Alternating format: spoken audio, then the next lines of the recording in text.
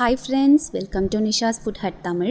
இன்னைக்கு நம்ம பார்க்க போகிறது ஒரு 5 நிமிஷத்தில் நம்ம செய்யக்கூடிய தோசை வெரைட்டி ரெசிபீஸ் தாங்க. வாங்க அது என்னென்னு பார்ப்போம். நம்ம ஃபஸ்ட்டு தோசை ரெசிபி வந்து பார்த்திங்கன்னா ராகி மாவு யூஸ் பண்ணி செய்ய போகிறோம். அதுக்கு ஒரு பவுலில் வந்து நான் 2 கப் அளவுக்கு ராகி மாவு எடுத்துக்கிறேன்.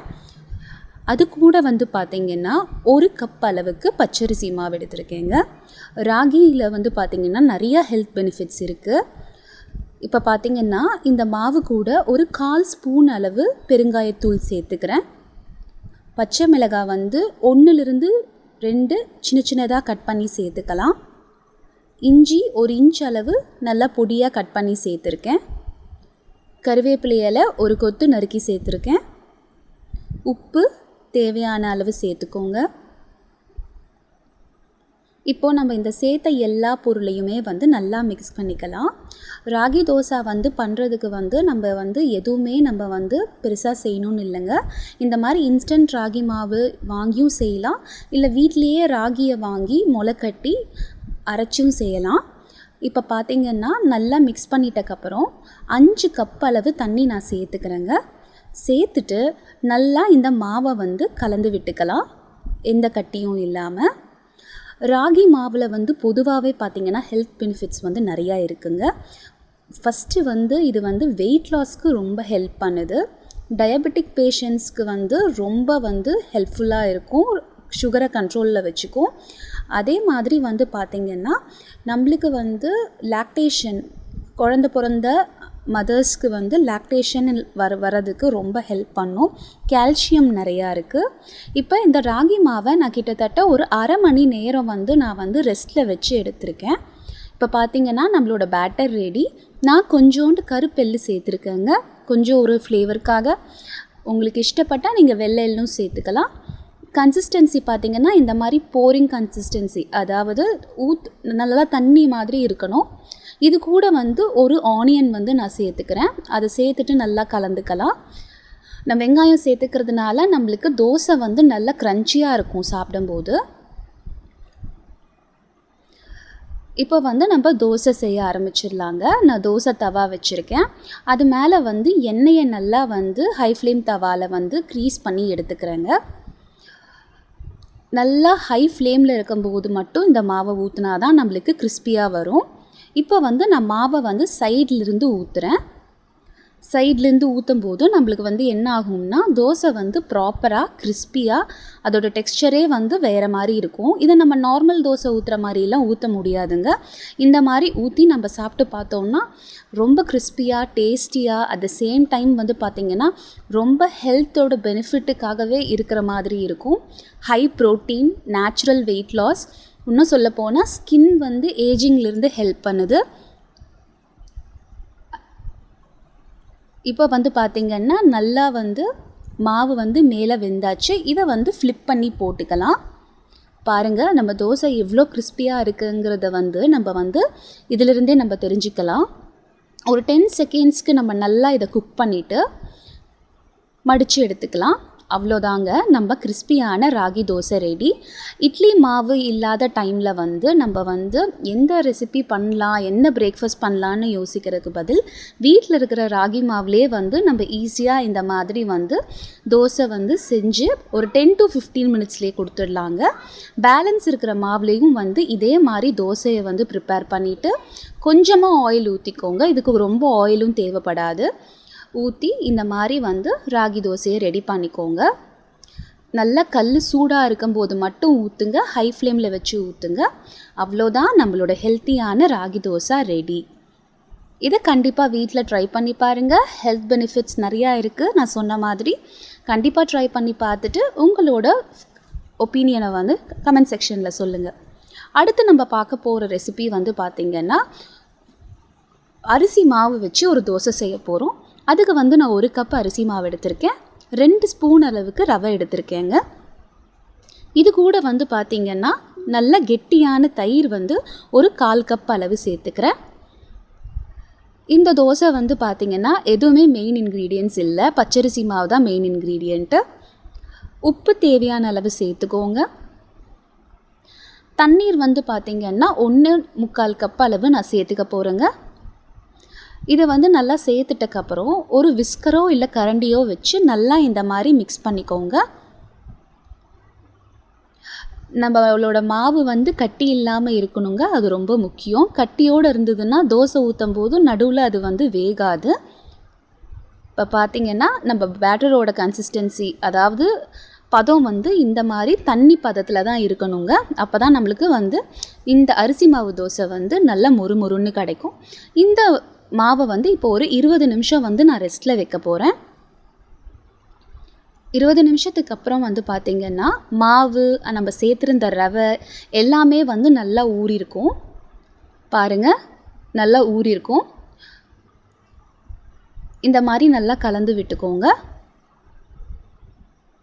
இப்போ கொஞ்சமாக நான் வந்து இந்த மாவில் வந்து 1/4 ஸ்பூன் அளவு மஞ்சள் தூள் சேர்த்துக்கிறேன். கொஞ்சம் கலர் வந்து அட்ராக்ஷனாக இருக்கணுங்கிறதுக்காக. இதோடு வந்து பார்த்திங்கன்னா இஞ்சி 1 இன்ச்சு, பச்சை மிளகா 1 வந்து நல்லா பொடிச்சு சேர்த்துருக்கேன். வெங்காயம் 1 சேர்க்குறேன். இதோடு வந்து பார்த்திங்கன்னா ஒரு கேரட் வந்து துருவி எடுத்து சேர்த்துக்கிறேன். மல்லி இலை கொஞ்சம் சேர்த்துக்கிறேன். இப்போ வந்து இந்த மாவை வந்து நல்லா கலந்து விட்டுக்கலாங்க. கலந்து விட்டிங்கன்னா நம்ம மாவோட கலரு, அதோட டெக்ஸ்சர் பாருங்கள் எப்படி இருக்குன்னு. இப்போ நம்ம தோசை ஊற்றி எடுக்கும்போது நல்லா கோல்டன் கலரில் வரும். நம்ம நார்மலாகவே வெறும்னே வந்து அரிசி மாவு போட்டு தோசை சுட்டோம்னா நல்லா வெள்ளை கலரில் இருக்கும். அப்படிங்கிறதுனால தான் மஞ்சள் தூள் சேர்த்துருக்கேன். ஃப்ளேம் வந்து நல்லா ஹை ஃப்ளேமில் இருக்கட்டுங்க. தோசையை மாவை வந்து சைட்லேருந்து ஊற்ற ஆரம்பிங்க. நல்லா இந்த மாதிரி ஓட்டையாக வரணும். அப்போ தான் வந்து நம்ம மாவு வந்து சரியான பதத்தில் இருக்குதுன்னு அர்த்தம். இந்த மாதிரி ஊற்றிக்கோங்க. ஹை ஃப்ளேமில் இருக்கட்டும். மாவை நல்லா மேலாப்பில் வந்து நல்லா வெந்துட்டக்கப்புறம் தான் நம்ம வந்து எண்ணெய் வந்து ஊற்றிக்க போகிறோம். இந்த தோசை பார்த்திங்கன்னா நம்மளோட அவசர டைமுக்கு கண்டிப்பாக யூஸ்ஃபுல்லாக இருக்குங்க. ரொம்ப கிறிஸ்பியாக இருக்கும். நம்மளோட மித்த தோசையெல்லாம் விட இது அரிசி மாவை மெயினாக வச்சு நம்ம செய்கிறதுனால ரொம்ப முறுமுறுன்னு டக்குன்னு ஒரு 10 நிமிஷத்தில் நம்ம செஞ்சு முடிச்சிடலாங்க. இப்போ பார்த்திங்கன்னா மாவு நல்லா மேலே வெந்திருக்கு. இப்போ நான் வந்து தேவையான அளவு எண்ணெய் சேர்த்துக்க போகிறேன். நல்லா வந்து அடியில் வந்து வெந்து நல்லா அந்த கோல்டன் கலர் வர்ற வரைக்கும் நம்ம வெயிட் பண்ணணும். வெயிட் பண்ணிட்டக்கப்புறம் இப்போ வந்து பார்த்திங்கன்னா கலர் மாறியிருக்கு. இதை இப்போ நம்ம திருப்பி போட்டுடலாம். பாருங்கள், நம்மளோட அரிசி மாவு தோசை எவ்வளோ அந்த டெம்டிங் கலரோட சூப்பராக ரெடியாக இருக்குது. இது நல்லா ஒரு நிமிஷம் குக் பண்ணி மடித்து எடுத்துக்கோங்க. அவ்வளோதாங்க, நம்மளோட அவசர அரிசி மாவு தோசை ரெடி. இதை கண்டிப்பாக வீட்டில் ட்ரை பண்ணி பாருங்கள். சமைக்கிற டைம் ரொம்ப கம்மி, இருக்கிற 10 நிமிஷத்தில் நம்ம செய்யலாம். வீட்டில் இது கண்டிப்பாக ட்ரை பண்ணி பார்த்துட்டு உங்களோட ஒப்பீனியனை நம்மளோட கமெண்ட் செக்ஷனில் கண்டிப்பாக பதிவு பண்ணுங்கள். ஒரு மொறுமொறு பிரேக்ஃபாஸ்ட்டோட காலையில் வந்து உங்களோட டேவை ஆரம்பிங்க. கண்டிப்பாக ரொம்ப இது வந்து டேஸ்டியாக இருக்கும். இந்த தோசையை கண்டிப்பாக வீட்டில் ட்ரை பண்ணுங்கள். அடுத்தது நம்ம பார்க்க போகிற தோசை வந்து கோதுமை மாவு தோசை. இது பல பேருக்கு தெரியும். இப்போ அதோட அளவு பார்த்திங்கன்னா ஒரு பவுலில் நான் 1 கப் அளவு அரைச்ச கோதுமை மாவு எடுத்திருக்கேன். 1 கப்பு கோதுமை மாவுக்கு 3/4 கப் அளவு பச்சரிசி மாவு, 4 ஸ்பூன், அதாவது கரெக்டாக சொல்லணும்னா 1/4 கப் அளவு ரவை சேர்த்துக்கோங்க. உப்பு தேவையான அளவு வந்து சேர்த்துக்கலாம். சீரகம் 1 ஸ்பூன், மிளகு 1 ஸ்பூன், இஞ்சி 1 ஸ்பூன் நல்லா துருவி நறுக்கியது, பச்சை மிளகாய் 1,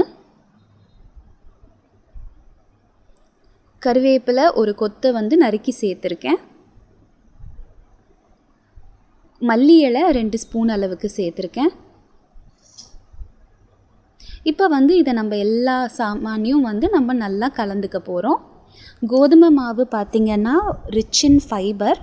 டயபெட்டிஸ் பேஷண்ட்ஸுக்கெல்லாம் பார்த்திங்கன்னா கோதுமையை வந்து ரொம்ப ப்ரிஃபர் பண்ணுறது வந்து இதனால தான்.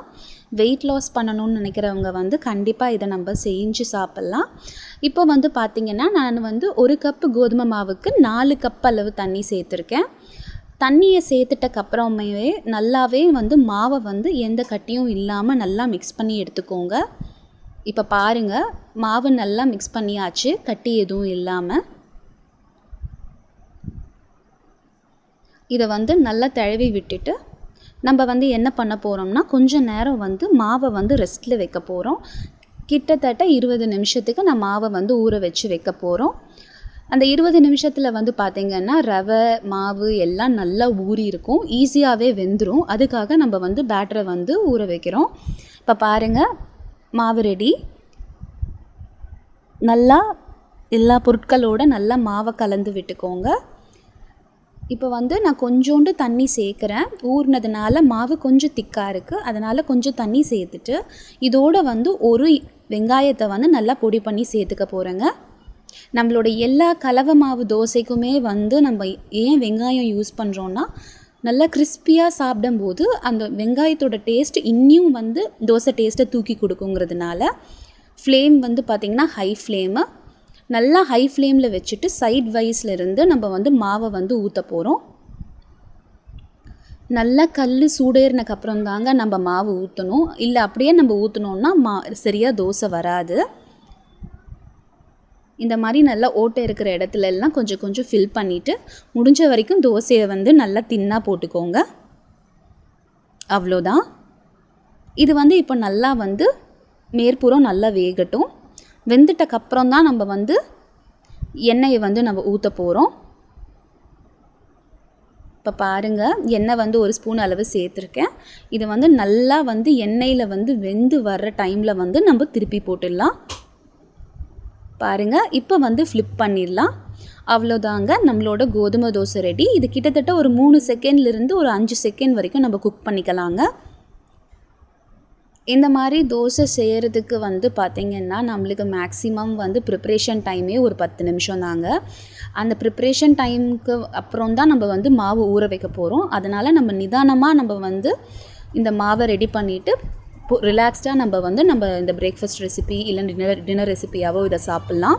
இதே மாதிரி பேலன்ஸ் இருக்கிற மாவை எல்லாத்தையுமே வந்து தோசையாக ப்ரிப்பேர் பண்ணி எடுத்துக்கோங்க. இது ரொம்ப ஹெல்த்தியும் கூட. நம்ம நார்மலாக அரிசி மாவு தோசை சாப்பிட்றது, நார்மலாக இட்லி சாப்பிட்றது அதெல்லாம் கம்பேர் பண்ணும்போது இந்த மாதிரி தோசை வெரைட்டிஸ் எல்லாமே வந்து பார்த்திங்கன்னா ஃபைபர் ரிச் கண்டென்ட், கால்சியம் இருக்குது. அட் த சேம் டைம் பார்த்திங்கன்னா வெயிட் லாஸ் பண்ணுறவங்களுக்கு வந்து இது ரொம்ப யூஸ்ஃபுல்லாக இருக்கும். அவங்க எவ்வளோ அமௌண்ட் சாப்பிட்டாலுமே அவங்களுக்கு இதெல்லாம் வெயிட் ஏறாது. ஸோ இந்த 3 வெரைட்டிஸ் ஆஃப் தோசை ரெசிபியும் வீட்டில் கண்டிப்பாக ட்ரை பண்ணி பாருங்கள். கண்டிப்பாக இந்த தோசை ரெசிபிஸ் உங்களுக்கு வந்து யூஸ்ஃபுல்லாக இருக்கும், டேஸ்டியாக இருக்கும். மறக்காமல் நிஷாஸ் ஃபுட் ஹட் தமிழுக்கு சப்ஸ்கிரைப் பண்ணுங்கள். பக்கத்தில் இருக்க பெல் ஐக்கான் ப்ரெஸ் பண்ணுங்கள். Happy cooking.